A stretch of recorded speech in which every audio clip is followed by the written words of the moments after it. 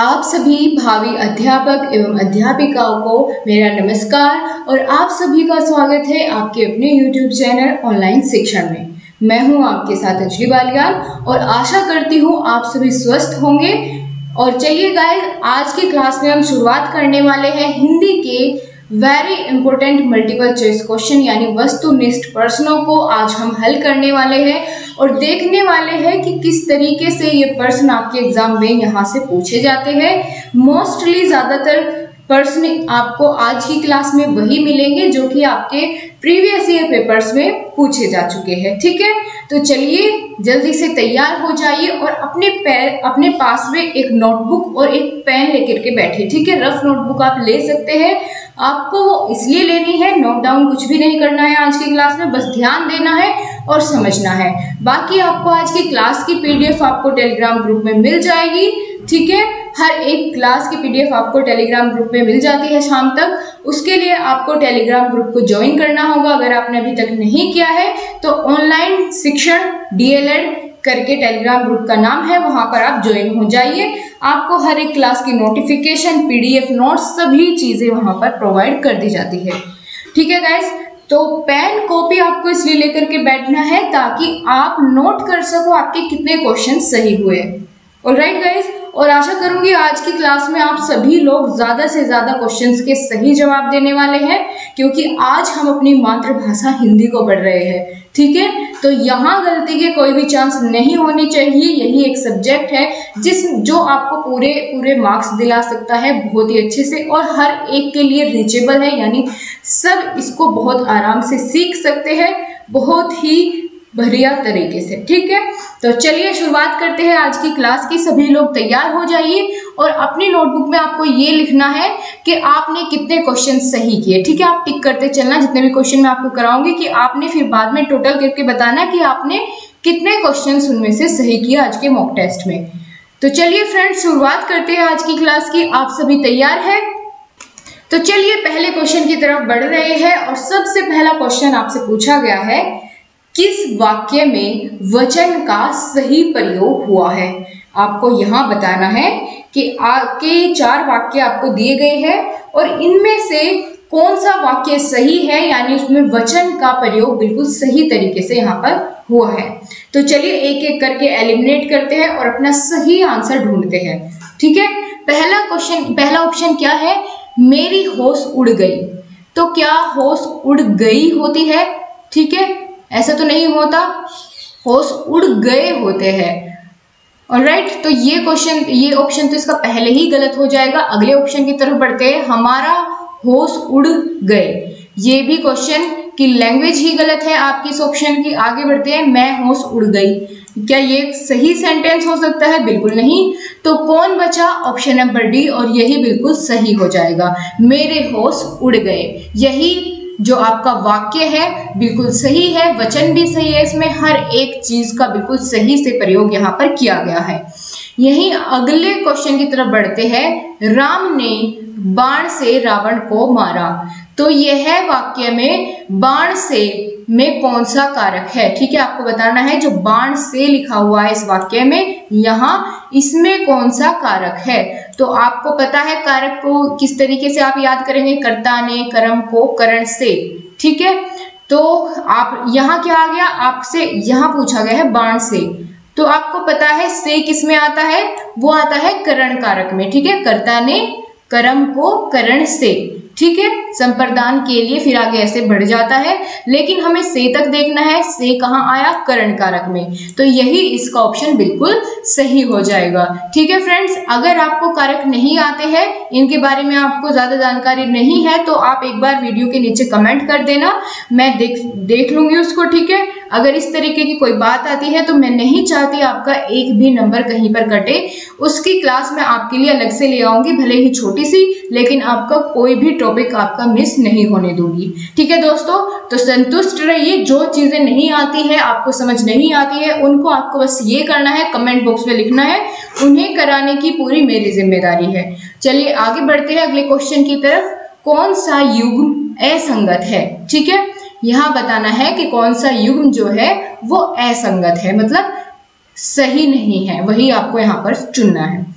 पहला है मैंने उसे पढ़ाया है, ठीक है, मैंने उसे पढ़ाया है। ने आ गया, मैंने, ठीक है, तो कर्ता ने, कर्ता के साथ ने आता है, ने, ठीक है, तो इसका मतलब ये तो संगत है, संगत यानी सही है। आगे देखते हैं अगला, पेड़ से फल गिरा, ठीक है, से की बात कर रहे हैं, तो देखते हैं से किसमें आता है। और दोस्तों आपको एक चीज और देखनी है, यहाँ गिरने की बात हो रही है, ठीक है, कर्ता ने कर्म को करण से, तो क्या करण सही है इसके साथ? बिल्कुल नहीं है। क्यों नहीं है, इसका रीजन मैं आपको बताती हूँ। सिर्फ आपको ये नहीं देखना कि जहां से आ गया तो वहीं पर करण कारक हो जाएगा, यहाँ से आने से करण कारक नहीं होगा, तो फिर कौन सा होगा? अभी आपको इसका पूरा का पूरा रीजन आपके सामने मैं रख देती हूँ।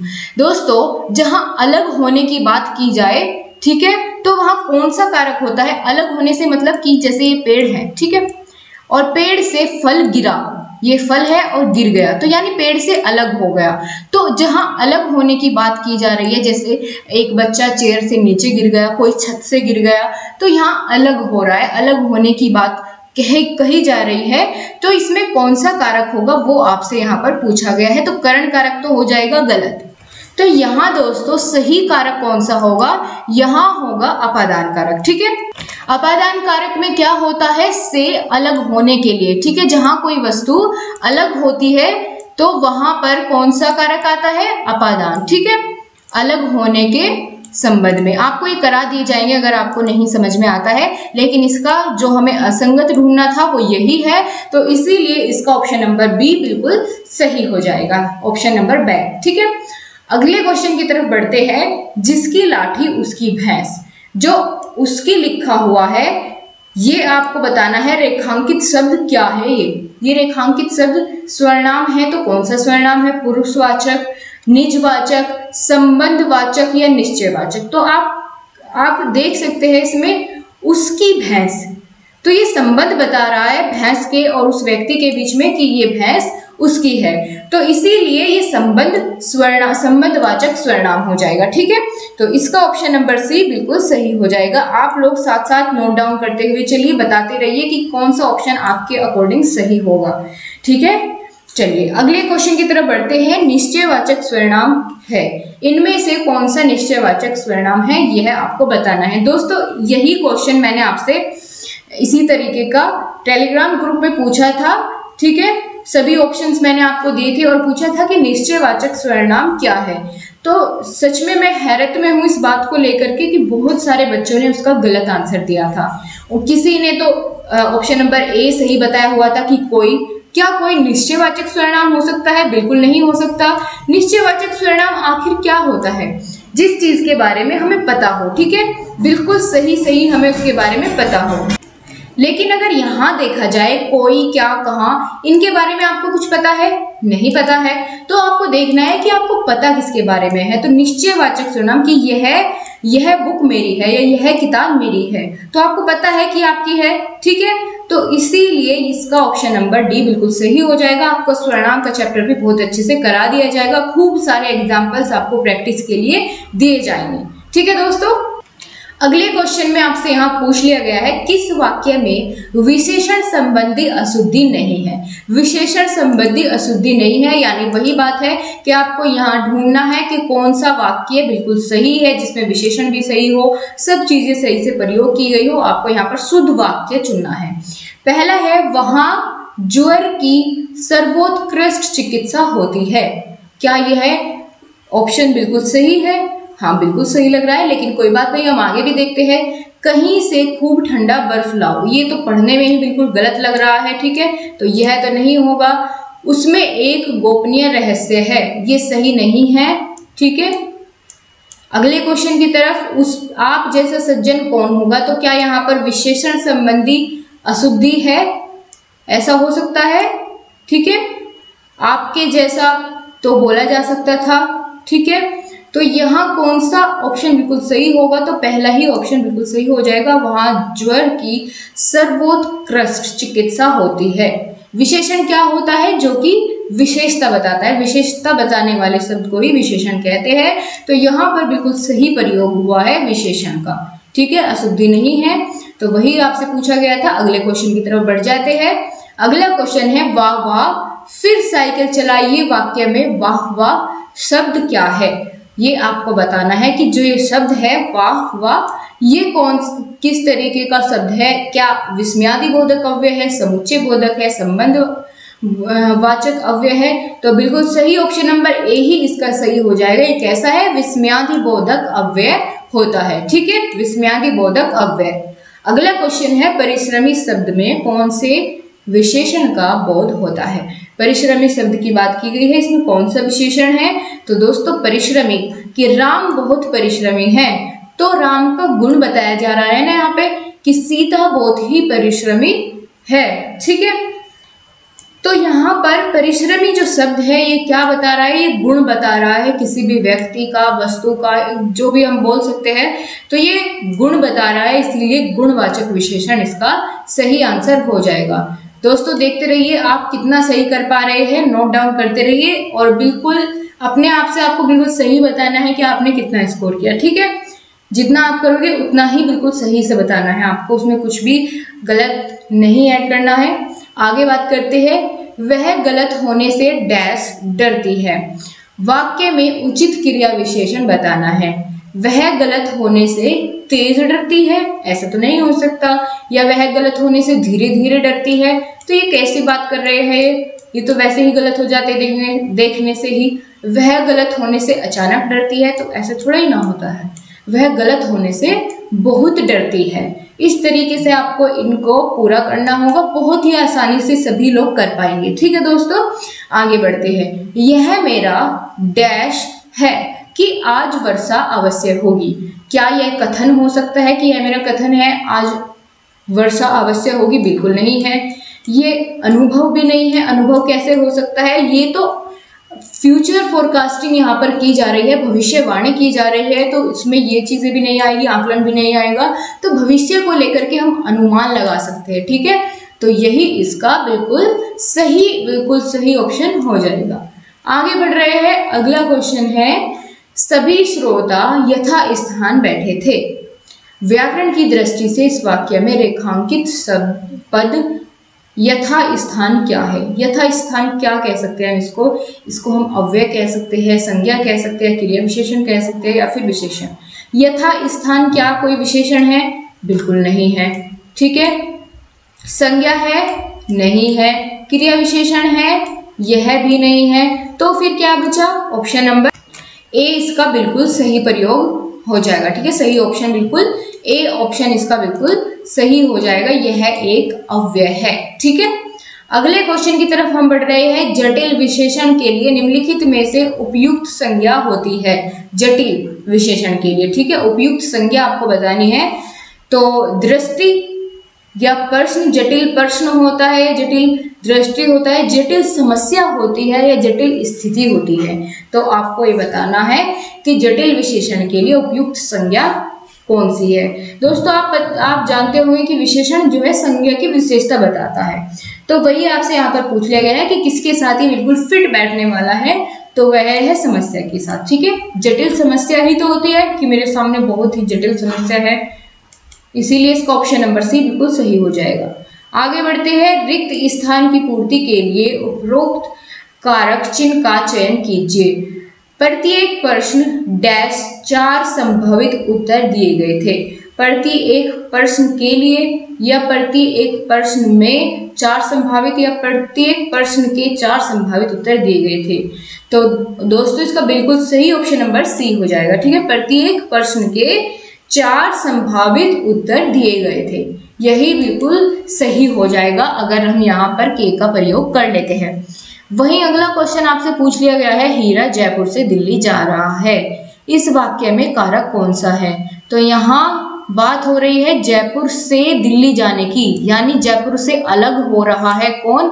हीरा। ठीक है, तो अलग होने की बात की जा रही है। और मैंने आपको बताया था कि जहां भी अलग होने की बात की जाए, जैसे ट्रेन दिल्ली से मुजफ्फरनगर जा रही है तो वो अलग हो रही है दिल्ली से, इसी तरीके से यहाँ बात हुई हीरा जयपुर से दिल्ली जा रहा है तो जयपुर से अलग हो रहा है, या पेड़ से फल गिर रहा है अलग हो रहा है।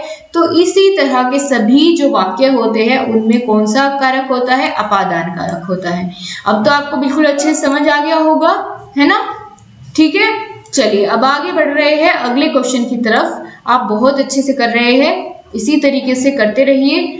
अगला क्वेश्चन है, मानव शब्द के लिए उपयुक्त भाववाचक संज्ञा का चयन कीजिए। मानव के लिए, मानव शब्द का हमें बनाना है भाववाचक संज्ञा, तो क्या होगा? मनस्वी, मानवता, या मनुष्यत्व, या फिर आदमीयता। तो दोस्तों इसका भाववाचक संज्ञा अगर हमें बनानी है तो ऑप्शन नंबर बी बिल्कुल सही हो जाएगा। मानव से क्या बन जाएगा? मानवता। ठीक है, बिल्कुल सही बात है।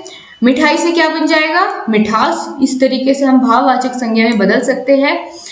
और अगले क्वेश्चन की तरफ बढ़ते हैं। आपको दोस्तों हर एक चैप्टर बिल्कुल कॉन्सेप्ट वाइज सभी क्लियर करा दिए जाएंगे। बहुत ही जल्दी आपकी क्लासेस सभी होने वाली है, कुछ नहीं बचेगा। ठीक है, एक दिन में ज्यादा ओवरलोड आपको नहीं किया जाता, नहीं तो हम चाहे तो एक साथ कई सारी क्लासेस आपकी चल सकती है, कॉन्सेप्ट वाइज भी और आपके क्वेश्चंस भी, लेकिन ऐसा नहीं होगा। हम बहुत सही समय पर आपका सब कुछ कवर करा देंगे। ठीक है, आपको उसके लिए परेशान नहीं होना है। बाकी जितनी चीजें आपको दी जा रही है, जितने नोट्स दिए जा रहे हैं, आप उनको संभाल कर अपने आप रिवाइज करते रहे समय समय पर, मुझे कहना ना पड़े। ठीक है, अगले क्वेश्चन की तरफ बढ़ रहे हैं। किस वाक्य में कर्म वाच्य का प्रयोग हुआ है? देखते हैं किस वाक्य में कर्म वाच्य का प्रयोग हुआ है। मुझसे पढ़ा नहीं जाता, क्या ये कर्म वाच्य है? बिल्कुल नहीं है। राम पत्र लिखता है, ये क्या कर्म वाच्य है?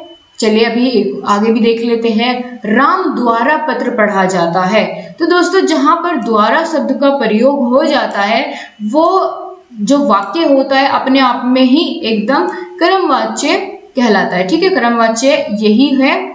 आपको ध्यान रखना होगा जिस भी सेंटेंस में या वाक्य में द्वारा शब्द का प्रयोग किया जा रहा है वहां कर्मवाच्य का प्रयोग ही हुआ है।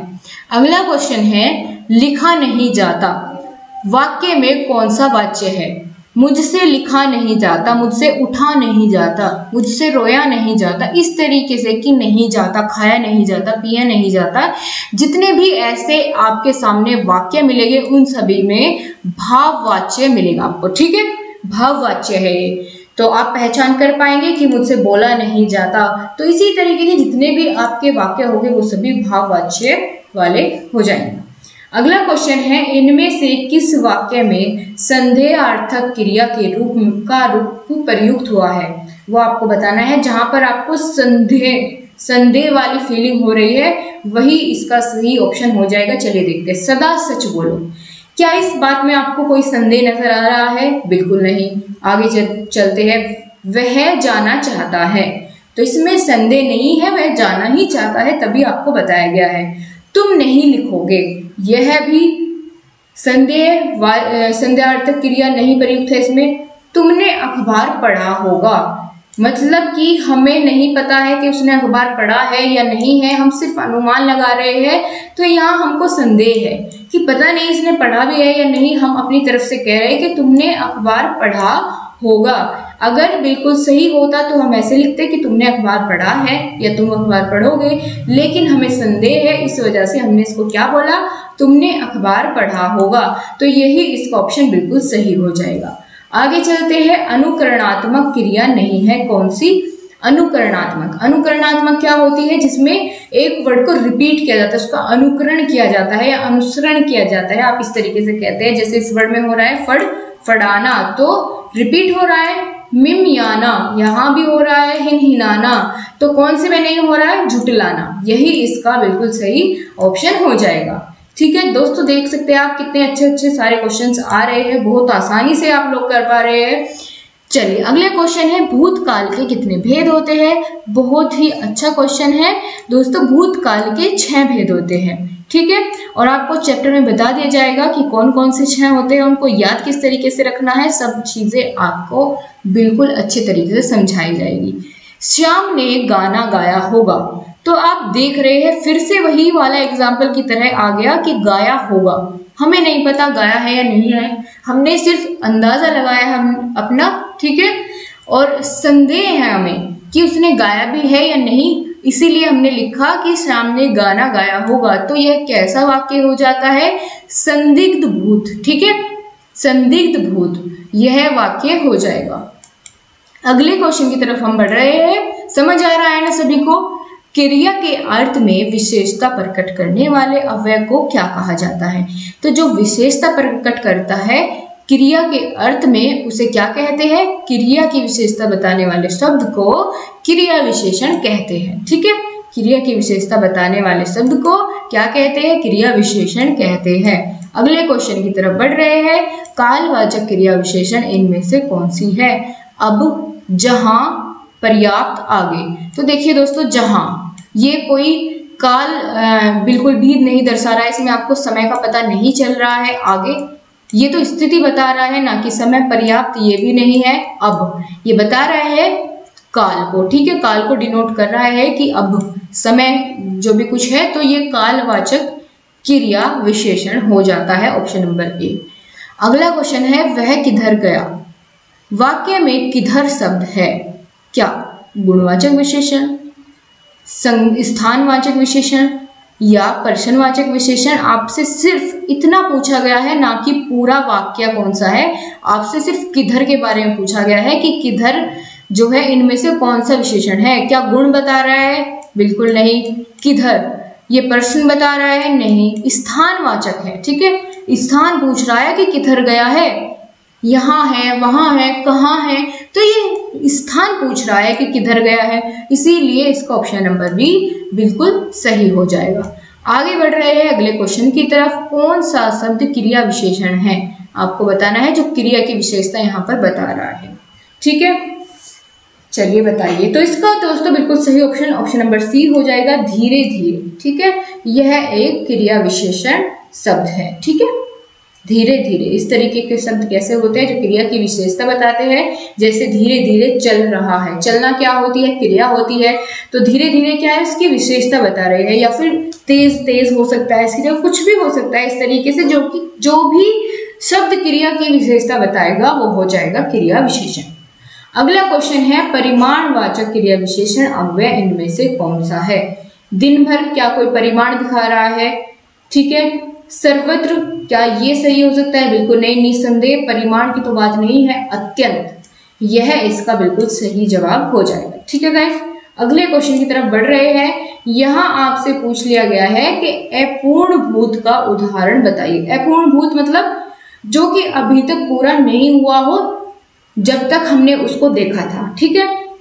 तो आपका पुत्र मिल गया था, यानी ये काम पूरा हो चुका था पास्ट में, ठीक है। जब हमने देखा आपका पुत्र मिल गया था, तो ये काम पूरा हो गया, तो ये पूर्ण भूत हो जाएगा। वर्षा हुई होगी, तो ये संदेह हो जाएगा, ये भी इसका नहीं होगा। वर्षा हुई थी, ये निश्चयवाचक हो जाएगा। लेकिन अपूर्ण भूत पूछा गया है, तो बालक सो रहा था, यानी उसकी सोने की क्रिया चल रही थी पास्ट में, ठीक है। भूतकाल में उसकी सोने की जो क्रिया है वो चल रही थी, तो इसीलिए अपूर्ण भूत यानी जब तक पूरा नहीं हुआ था हो जाएगा बालक सो रहा था। समझ आ गई इतनी बातें? ठीक है, आगे बढ़ते हैं। तो चलिए दोस्तों, आज की क्लास को यहीं तक रखते हैं ताकि आपको भी बोरियत महसूस ना हो और आप अच्छे से सभी चीजें कर पाए।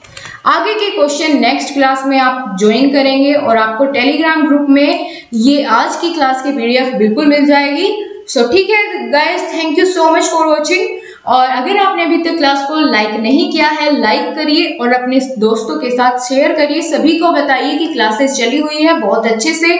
और हाँ दोस्तों, ये बताइए कि क्वेश्चंस की संख्या हर एक मॉक टेस्ट में क्या इंक्रीज करनी चाहिए या फिर इतने ही सही है, ठीक है।